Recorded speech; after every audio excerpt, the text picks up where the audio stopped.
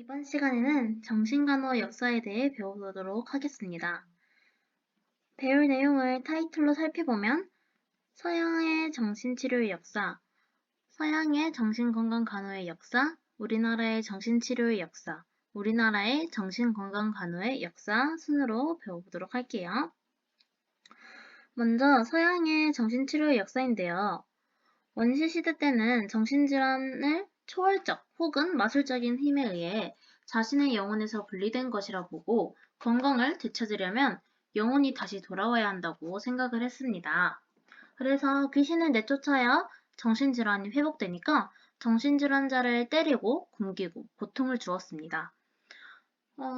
정신질환이 초자연적인 힘에 의해 생긴 것으로 여겨서 치료도 초월적인 힘의 도움을 받아야 한다고 생각을 했고, 이의 결과로 굿, 주문, 부적, 귀신쫓기 등이 이용되었는데, 이러한 내용은 고대 이집트의 파피루스, 인도의 바라문교 경정 등에서 볼 수 있습니다. 원시시대 다음으로는 그리스 로마 시대인데요. 이 시기에는 원시시대의 정신질환에 대한 생각과 태도의 변화가 있었고, 그리스 로마 중심으로 과학과 의학이 발전하였습니다.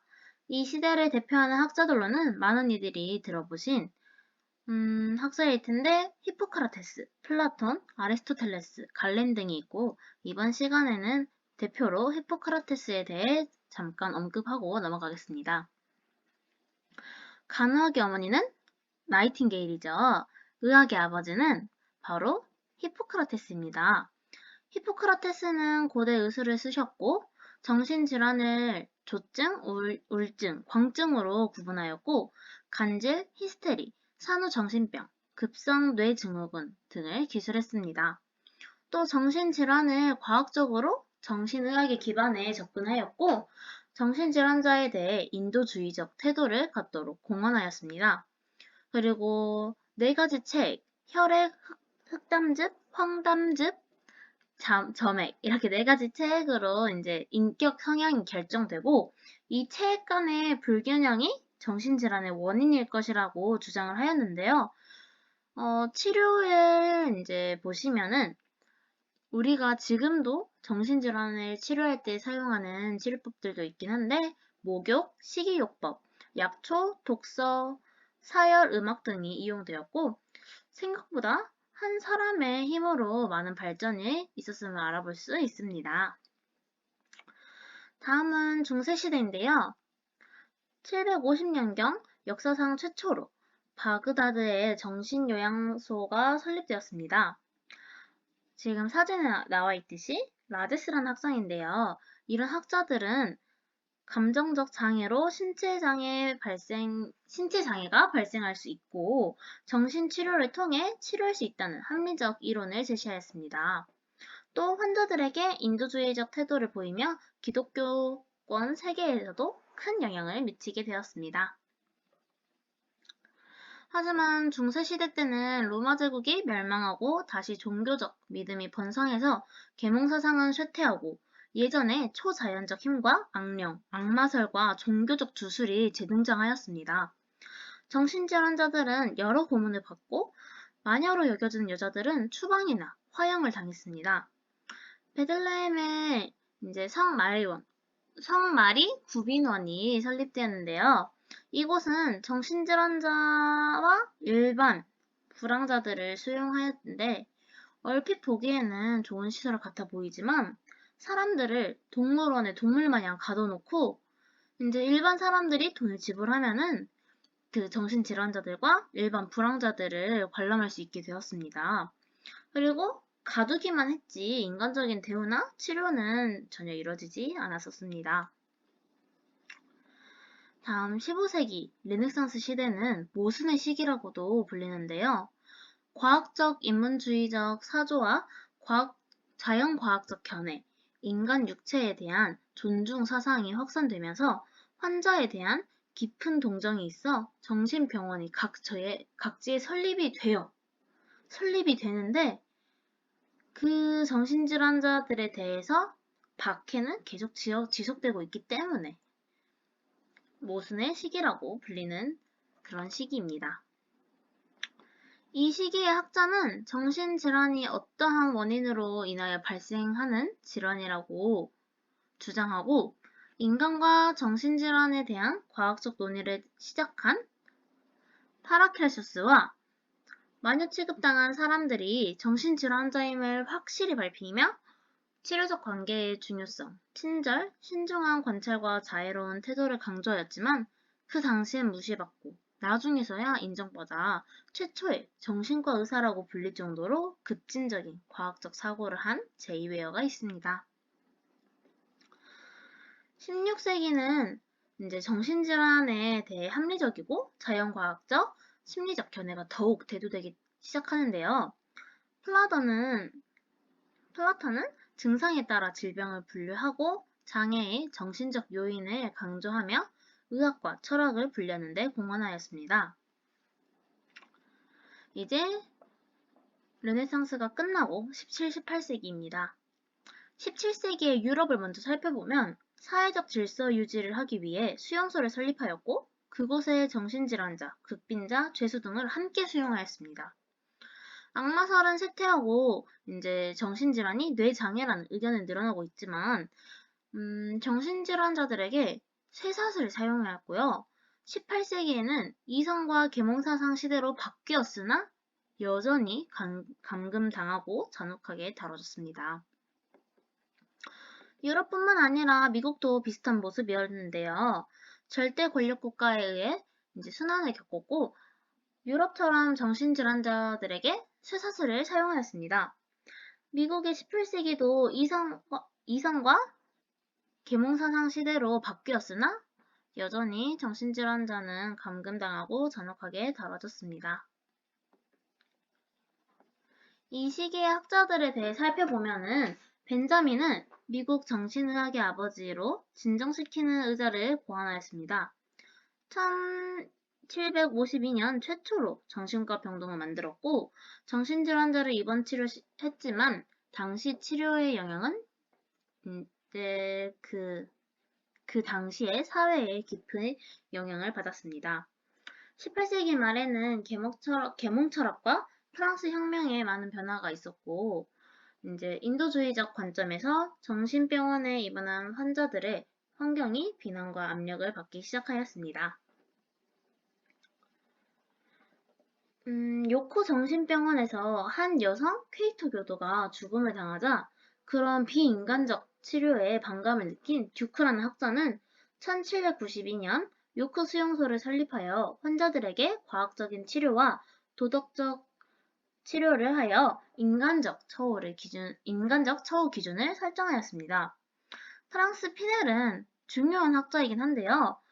이제 프랑스 혁명의 영향을 받아 정신질환자들의 쇠사슬을 드디어 풀어주었고 수용소를 개혁해서 환자를 인도적으로 치료하였는데 이 같은 치료는 개방병실제도로 발전하게 되었습니다.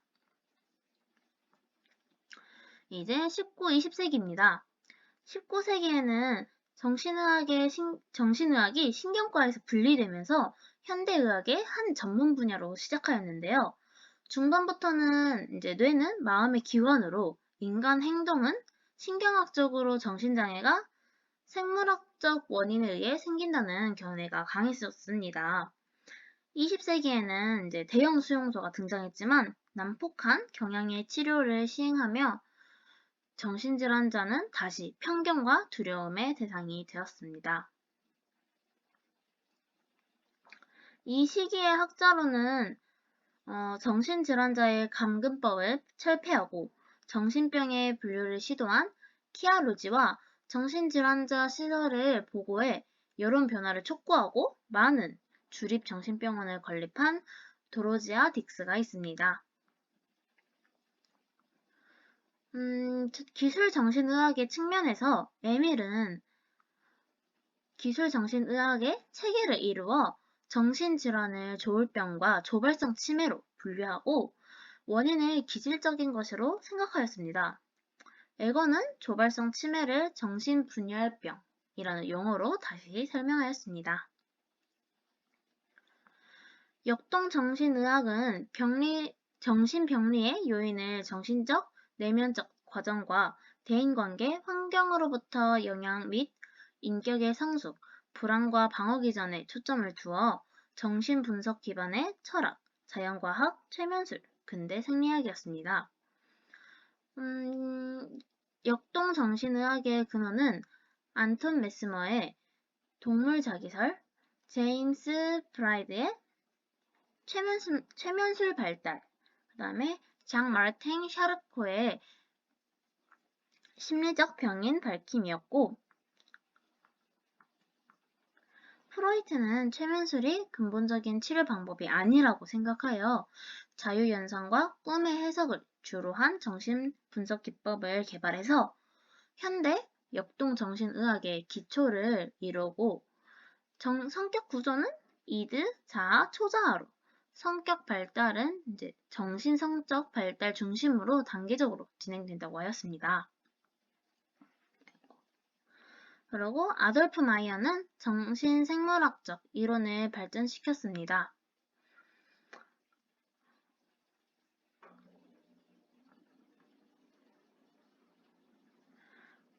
알프레트 아들러는 프로이트의 제자로 개인 심리학파를 창시해 목적론적 학설을 주장하며 아동이 열등감을 극복하고 자기 주장을 하려는 욕구가 인격 발달에 영향을 미친다고 하였습니다. 오토 랑크는 출생 시 외상은 무의식의 내재의 불안의 근원이라고 하였고, 카를 융은 프로이트의 정신분석 학파에서 활동하며 범성론에 대해 반대해 분석 심리학을 창시하였고, 개인 무의식, 종족, 집단 무의식, 뇌외향성 등의 용어를 소개하였습니다. 프로이트의 딸 안나는 아동을 대상으로 정신분석 연구를 하며 이제 The Ego and Machines of Defense라는 책을 출판하였고 인간관계와 문화 중요성을 강조한 호나이, 설리번, 에릭은 신프로이트 학파로 명명되었는데 호나이는 여성 심리 발달에 대한 정신분석적 이해를 높이고 우울증 연구에 기여하였고 설리반은 성격 발달과 사회적 문화적 영향을 규명하였고 대인관계 이론 학파를 창설하였습니다. 20세기 중엽에는 실존주의 철학의 영향을 받아 역동정신의학이 발전되었습니다. 심리학은 행동주의 또는 학습 이론의 발전이 정신치료에 큰 공헌을 하였습니다. 조건반사에 대한 연구는 학습 이론의 발달에 기여하고 인지심리학과 발달 이론도 인지치료의 기초라고 하였지만 왓슨, 스키너 등과 함께 행동치료의 기초를 형성하였습니다. 흔히 알고 있는 피아제는 인지심리학과 발달 이론도 인지치료에 기초한다고 하였습니다. 생물정신의학의 측면에선 과학으로서 조건 갖추게 되어 새로운 치료가 개발되었는데요. 1933년 사켈의 인슐린 충격요법, 1935년 메두나의 메트라졸 주입으로 인한 인위적 간질 발작 유도로 조현병 환자 치료하는 것, 그리고 모니스의 1936년 뇌전두엽 절제술, 세럴레티와 비니의 1983년 전기경련 치료 등이 개발되었습니다. 1950년대에는 정신약물학의 획기적 발전을 하였는데 정신질환을 다시 생물학적, 의학적 질병으로 봤고 1953년 개발된 클로프라마즈는 조현병 치료에 효과적이었습니다. 20세기 후반에는 CT, MRI, 펫 등 뇌영상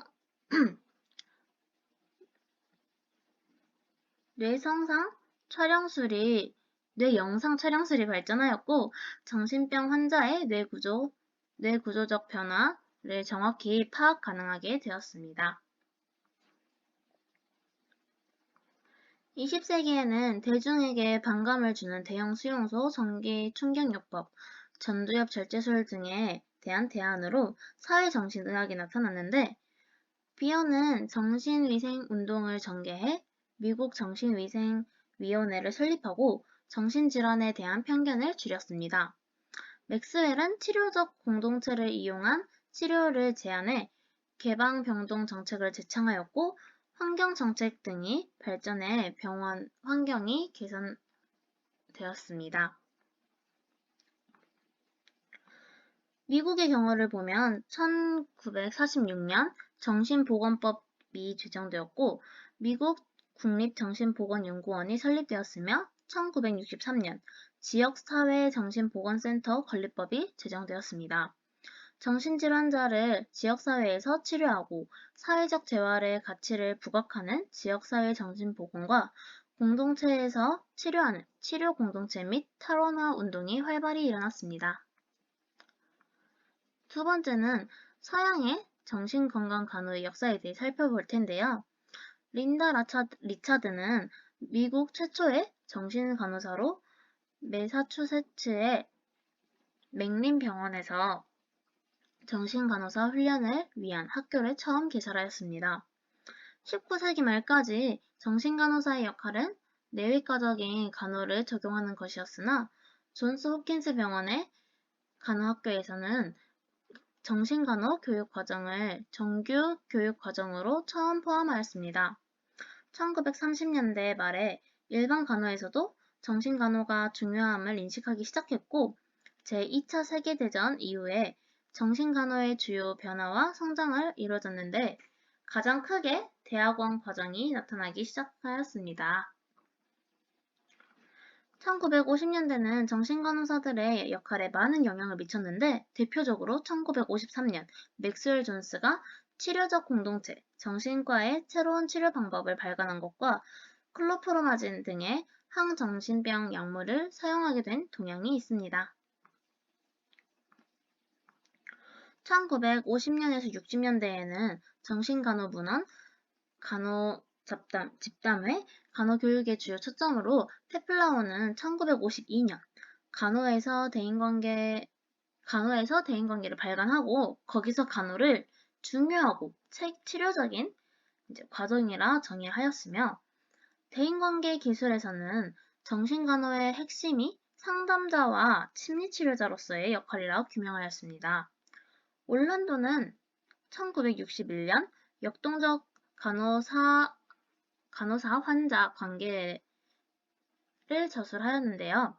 환자의 욕구와 간호 과정에 초점을 맞췄습니다.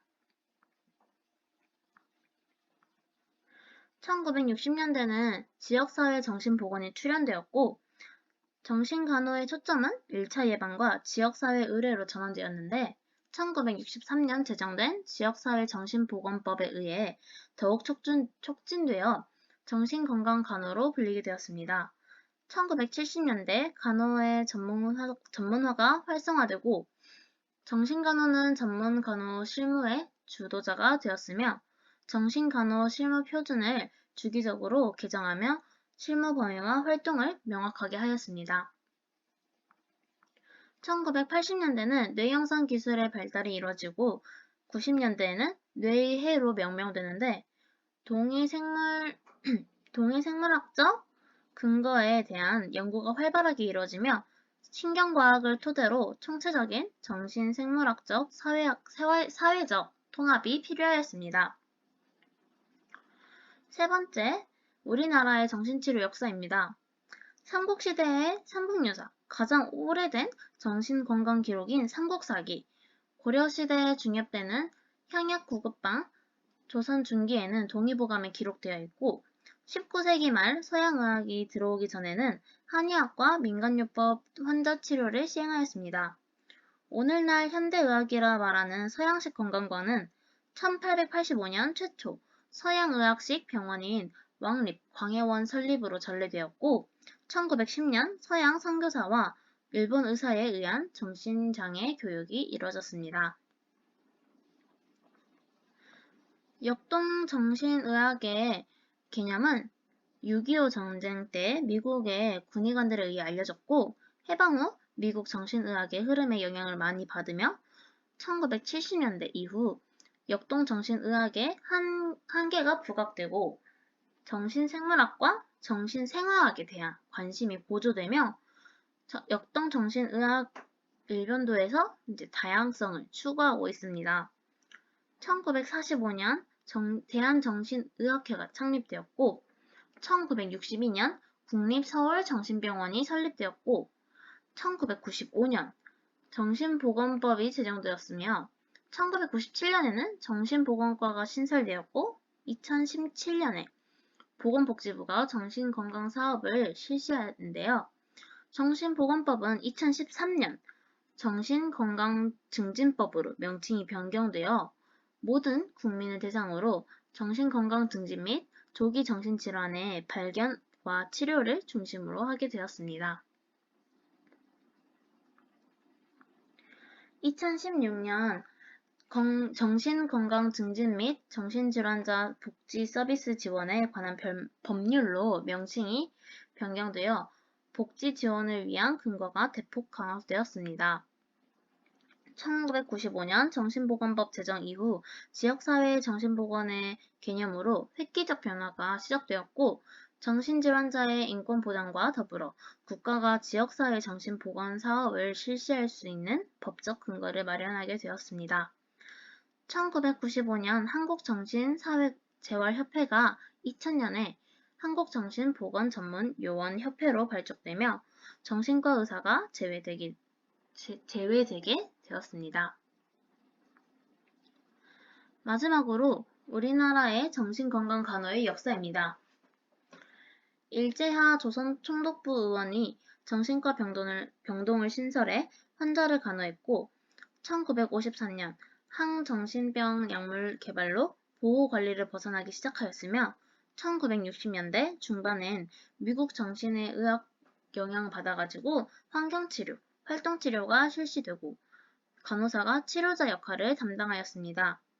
1972년 우리나라 정규 간호교육 과정에 정신간호학이 최초로 포함되고 1970년에 대한간호학회가 창립되는데 71년에 정신간호학회는 분리 구성되어 학회 활동을 시작하였으며 92년부터 정신간호학회지를 발간하고 있고 93년 대한간호협회의 정신간호 분야회가 창립되었습니다.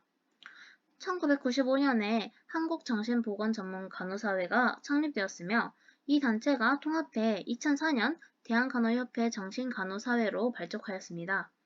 정신간호사의 수련은 1991년 용인정신병원에서 시작하였고 일원과 임상실습 시간을 조정하며 정신보건간호사에 대한 전문성을 높이고 있습니다. 2003년 의료법에 정신전문간호사가 포함되었고 자격에 도달하면 정신전문간호사 자격증을 취득할 수 있게 하였습니다. 그리고 2010년부터는 정신전문간호사와 정신보건전문간호사를 동시에 취득하는 것으로 시행령이 개정되었습니다.